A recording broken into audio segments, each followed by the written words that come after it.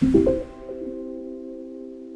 guys, we have a question here from Gladius. She says, I'm trying to walk again. I get lightheaded and exhausted so quickly, like after 1 minute. What should I do? So firstly, I would say don't focus on exercise. I would say focus on building your capacity, your daily function around the house first. This will just help you build condition without even realizing it. And I'm talking about going from the bedroom to the couch or going to the kitchen, going outside, just building up your day-to-day function. Forget about trying to exercise for a certain amount of minutes.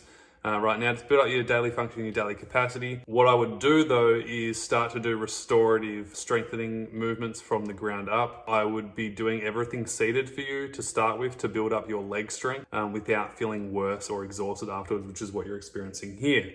So that's more of a POTS situation. So what you want to do is build your leg strength, but also you want to do it appropriately. You don't want to just get thrown in the deep end and do too much and feel really bad afterwards. You want to do the right amount so you can build up appropriately and then build from that. This is why in our program we have the baseline fundamentals modules to go through to set the foundation first, so then you can start to have the building blocks. Trying to do too much too soon, not the right answer. You want to have a holistic approach, you want to have a holistic outlook on the way you do your life. Part of that is obviously restoring energy and strength back in your body, but just doing it in the most appropriate way possible. And consistency beats intensity, because consistently you can keep doing more and more and more over time, which will then build more strength and stamina over time too. So start from the ground up, restorative movement, re-strengthening your body in the most appropriate way possible. You won't feel worse after, you won't feel lightheaded or anything like that.